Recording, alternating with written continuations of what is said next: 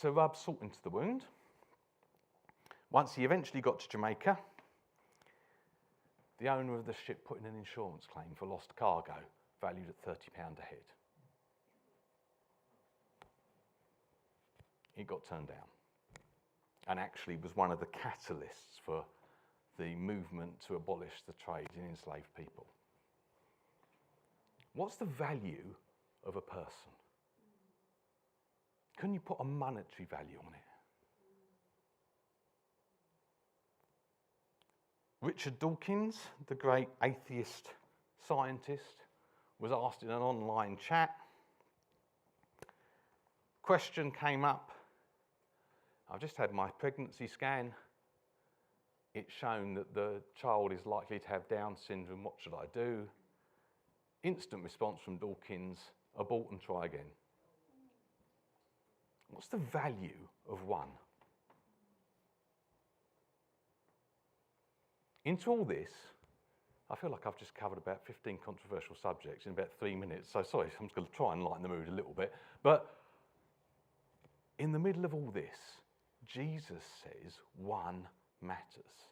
In the middle of all this, the gospel says the value of one human being created in the image of God cost the lifeblood of God's own Son. Every single one matters. That's the value of one.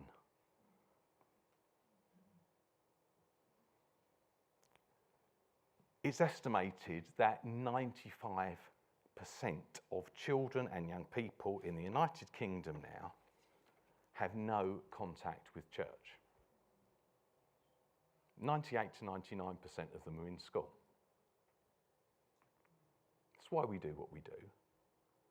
And we live in a world that, yes, we may place more value on children's and young people's and adults' lives for that matter than apparently they did in the 1780s or in ancient Rome, or than Plato suggests, but do we really?